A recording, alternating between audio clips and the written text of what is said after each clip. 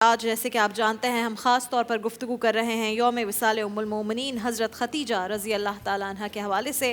تو اس وقت اس سیگمنٹ میں ہمارے ساتھ تشریف فرما ہوتے ہیں علامہ کوکب نورانی اوکاروی صاحب. علامہ صاحب، آج ظاہر ہے اس ہستی کے بارے میں ہم گفتگو کر رہے ہیں، سب سے پہلے اسلام قبول کرنے والی خاتون، پھر اتنی بڑی بات کہ جب رسول اللہ صلی اللہ علیہ وآلہ وسلم پر وحی نازل ہوتی ہے تو سب سے پہلے آ کر آپ کو بتاتے ہیں.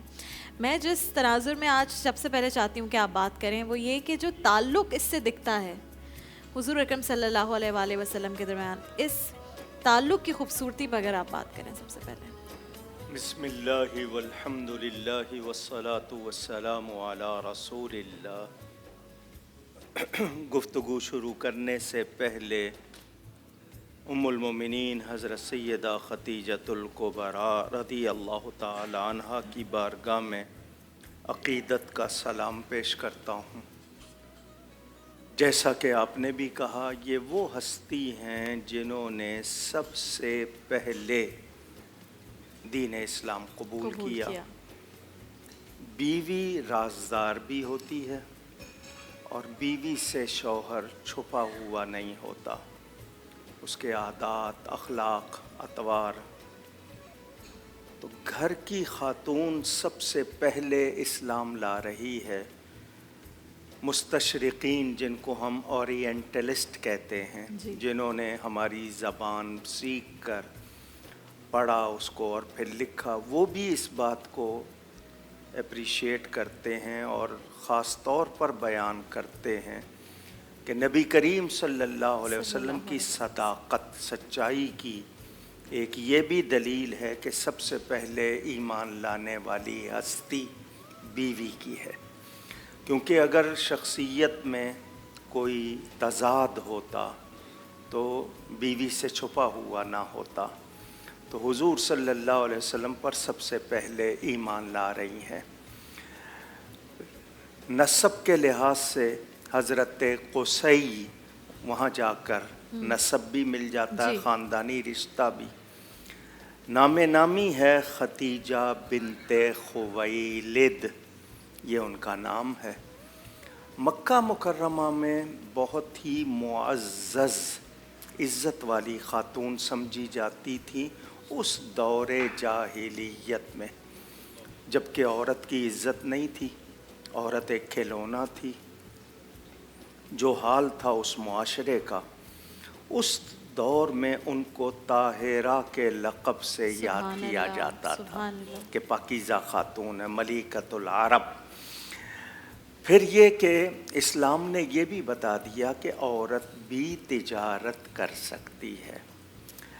وہ تجارت کرتی تھی. نبی پاک صلی اللہ علیہ وسلم کے بارے میں سنا تو انہوں نے اپنے غلام میسرہ کو بھیجا کہ اگر آپ میرا مال لے کر جائیں تو جتنا نفع آپ چاہیں گے میں دوں گی. تو غلام ساتھ گیا. اس نے نبی کریم صلی اللہ علیہ وسلم کے ساتھ ہونے والے واقعات بھی دیکھے اور آ کر بتائے کہ یہ وہ ہستی ہیں کہ جب یہ دھوپ ہو جاتی ہے تو ان پر بادل سایہ کرتے ہیں. اور ان کے گفتار کو، ان کے اخلاق، ان کے کردار کا ذکر کیا. تو یہ بھی پہلا واقعہ کہ خود خاتون نے رشتہ بھیجا. سبحان اللہ. ہمارے ہاں رواج ہے کہ مرد کی طرف سے کہتے ہیں پروپوز کیا جائے. حضرت ختیجۃ الکبریٰ نے خود رشتہ بھیجا. بڑا برا مانا جاتا ہے آج کل کے معاشرے میں، لیکن اس وقت یہ ایگزامپل خود انہوں نے بھیجا. اور حضور صلی اللہ علیہ وآلہ وسلم کی یہ وہ زوجہ ہیں.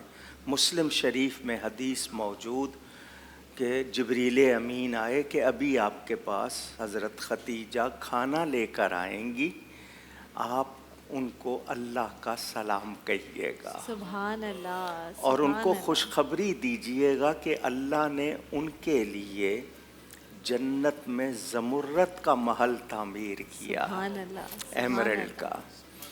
حضور صلی اللہ علیہ وآلہ وسلم کی یہ زوجہ محترمہ تقریباً 25 برس حضور صلی اللہ علیہ وسلم کے ساتھ رہیں.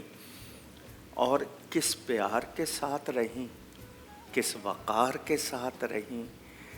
یہ بھی ایک مثال ہے کہ اتنی اچھی گھریلو زندگی کہیں اور نظر نہیں آتی. سبحان اللہ.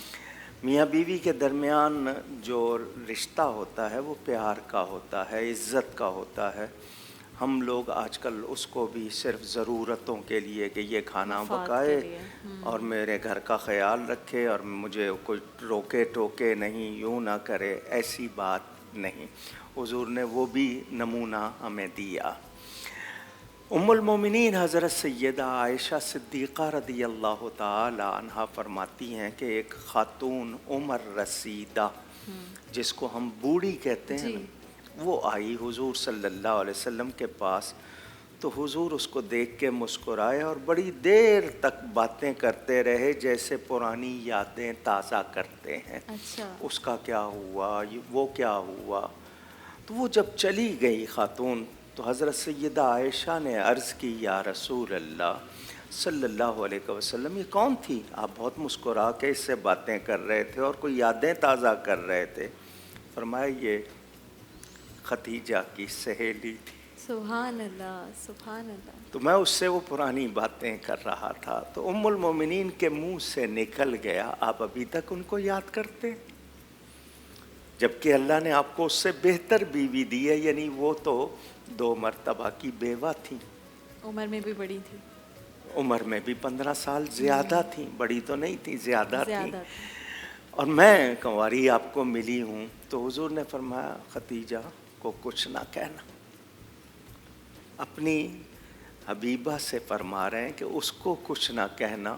جب لوگوں نے مجھے نہیں مانا تو اس نے مانا، قدر پیار.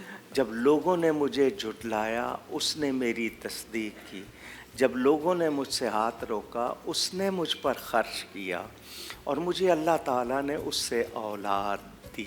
سبحان اللہ. یعنی حضور صلی اللہ علیہ وسلم جب قربانی کرتے تھے حضرت خدیجہ کی سہیلیوں کو قربانی کا گوشت بھجوایا کرتے تھے. یہ بھی ایک پیغام. ہمارے ہاں تو ہم بیوی کے رشتہ داروں کو شاید کوئی اہمیت نہ دیں، نہ سمجھیں، بلکہ تانے کو اس نے وہ ملتے ہیں بیوی. ہاں جی، ہاں وہ جو بھی آج کل ہم نے غلط چیزیں اپنائی ہوئی ہیں. نبی پاک صلی اللہ علیہ وسلم ان کی سہیلیوں کو یاد بھی کرتے تھے کھانا. اور پھر ان کی وجہ سے جو حضور صلی اللہ علیہ وسلم کے ارشادات، 4 خواتین ہیں جو جنت کی عورتوں کی سردار ہیں، ان میں حضرت خدیجہ رضی اللہ تعالی. اور پھر ان کے گھر میں کیسی شہزادیاں آئی ہیں جن میں حضرت فاطمہ بھی شامل ہیں. یہاں ایک بات اور کہنا چاہوں گا. نبی کریم صلی اللہ علیہ وسلم کی تصدیق کرنے والی جب تصدیق کرتی ہیں تو کیا کہتی ہیں کہ آپ تو لوگوں کے ساتھ بھلائی کرنے والے ہیں، لوگوں کے درد بانٹنے والے ہیں، آپ بے کسوں کے کام آنے والے ہیں. کیا مطلب کہ آپ کو کوئی خوف نہیں ہونا چاہیے کسی طرح بھی. تو یہ دل جوئی کرنا، یہ بھی ہم نے سیکھ لیا کہ میاں بیوی میں ایک دوسرے کے ساتھ دل جوئی ہونی چاہیے، خوش خوئی ہونی چاہیے. خوش خوئی کا مطلب یہ کہ صرف ہر وقت وہ کسی حاکم کی طرح حکم ہی نہ دیتے رہیں، بلکہ پیار کی باتیں بھی ہونی چاہیے. نبی کریم صلی اللہ علیہ وسلم نے خود یہ فرمایا مجھے خدیجہ سے بہتر بیوی نہیں ملی.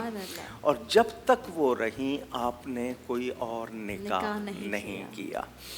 جب آپ غار حرا تشریف لے جاتے تھے، کیونکہ پیدائشی نبی ہیں بلکہ ساری کائنات سے پہلے نبی بنے، اعلان نبوت فرمایا. جب دنیاوی لحاظ سے گنتی کی عمر 40 برس کی ہوئی تو حضرت خدیجہ کا گھر سے کھانا تیار کر کے لے جانا، پہاڑی پر چڑھنا، وہ کھانا تیار کر کے لے جانا، پہاڑی پہ چڑھنا، پیش کرنا، یعنی وہ ہر طرح سے مثالی خاتون ثابت ہوتی ہے. تو میں یہاں یہ کہہ سکتا ہوں کہ ہمارے دین کی ترویج یعنی اس کو پھیلانے میں، ہمارے دین کی صحیح تبلیغ میں خواتین نے بھی نمایاں کام کیا ہے.